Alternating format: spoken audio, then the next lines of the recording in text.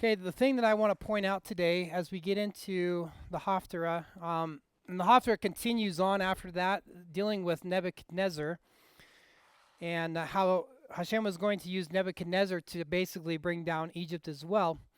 But something that you will notice, and it ties in with what we were talking about earlier with the name of Hashem, but also Єл Shaddai, is who is God?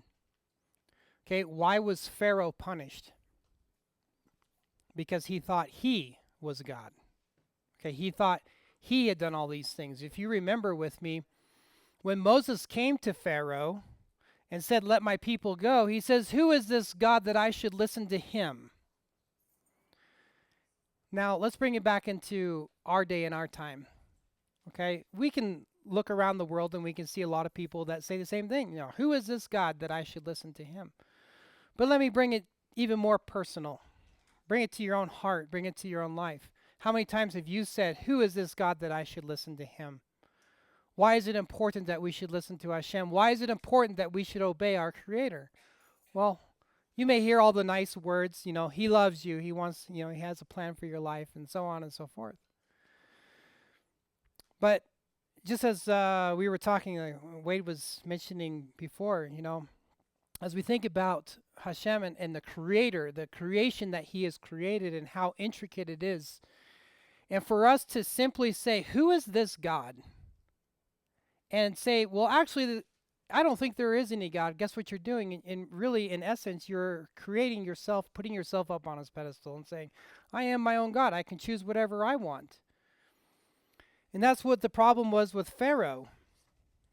As it was asked, as Moses asked to let the people go, and Pharaoh's heart become proud. It says Hashem actually caused his heart to continue to go in the direction that it was already going. And he says here, notice that he says, "I will gather the house of Israel from the peoples where they were scattered, and they will be sanctified through them." Okay, who's sanctified through who? Okay, notice what it says. It says, "Then I will be sanctified." Hashem will be sanctified, set apart through them, Israel, in the eyes of whom? The nations. When the nations recognize that the nation of Israel is God's chosen nation, that's when Hashem starts to become sanctified or set apart. Notice also what it says. It says, "They will dwell in security, and they will build houses and plant vineyards.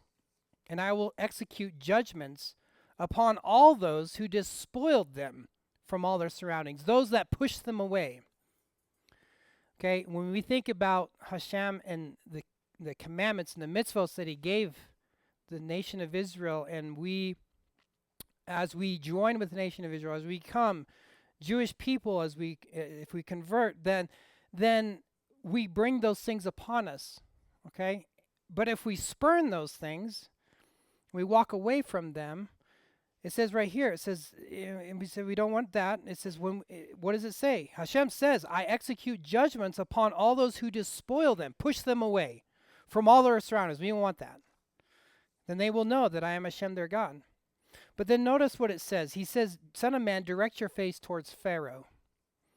And I found this interesting, because Pharaoh is king of Egypt, and prophesy concerning him, concerning all of Egypt. And he says, "Behold, I am against you, Pharaoh, king of Egypt." He says, because you basically elevated yourself, and you gathered all these things and made yourself a habitation in Egypt. And it says, "When I bring you down and I cast you out into the wilderness," it says, "then all the inhabitants of Egypt will know that I am Hashem." Notice what it says is because they were like a reed light support for the house of Israel. And I found this interesting. It says, time after time, the house of Israel relied on Egypt for support. Were they supposed to rely on Egypt for support in the first place? It's not a trick question. Anybody know? Pop quiz. Yes or no? Was Israel supposed to rely on Egypt? Nope. Very good. Trick question, I guess you could say. Okay, so no, they weren't supposed to rely, yet they did. And when they did rely on Egypt, it says that they were like a reed-like support. So time after time, the house of Israel relied on them for support, both in the days of Sennacherib and in the days of Nebuchadnezzar. You guys remember what king was reigning in Israel during the time when Sennacherib came against Israel? King, starts with an H. King Hezekiah. Yep, it was King Hezekiah. You remember the whole thing, and they were going to come up against Jerusalem, and then Hashem made his mighty hand known, and they actually killed themselves, basically. And so, but during this time, they were wanting to go to Egypt, rely on Egypt, and it says to no avail. Much as a soft reed cannot support a person leaning on it.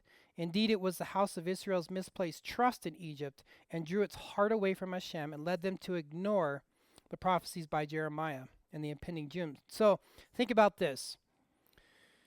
You know, as we're going through this journey and we get to difficult situations, and I can guarantee you none of us have been in the same situation that Hezekiah was with Sennacherib. But yet, many times when we're faced with difficult situations, we fold. And we look to trust in other things other than Hashem. And what does it say? What happens? It says it actually, when we trust in other things, in misplaced trust, whether we trust in our own logic or we trust in whatever you may put your trust in, okay, your job, whatever, I don't know. But when you have misplaced trust, it draws our heart away from Hashem. Okay, and we lack to trust Him. So, as it continues on here in verse 14, it says, "And I will return the captivity of Egypt and bring them back to the land of Patros among their native land, and they will be a lowly kingdom there." So the captivity of Egypt will be returned, but there will not be a redemption. So in Jewish terms, redemption means a freedom from human domination and acceptance of the yoke of heaven. But Egypt would not accept this concept. So honestly, the thing that we have to take into consideration with our lives as we're going through this walk and through this journey in our life, as Ěl Shaddai guides us from behind, is that we don't become like Pharaoh. Become lonely out there in our own world, thinking that Hashem's not there, and decide to forget about Hashem. Decide to go on our own way, do our own thing, because that will only bring destruction in the end for our own self. So let me encourage you, as we go through these days and as we continue to look forward to what Hashem has for us in the days ahead, that you would be encouraged and remember people like Pharaoh who said, "Why should I serve Hashem? Who is this? Who is this God that I should serve him?" But we do know who he is. And may you be always be reminded, always encouraged that the hard things through life will bring you to better times. Hashem does those things. He allows the hard things in your life to teach you, to guide you, to see if you're, as what Deuteronomy says, to see if it's within your heart to obey him or not to obey him. Okay, so may this be an encouragement to you, and we're going to close with a couple songs, and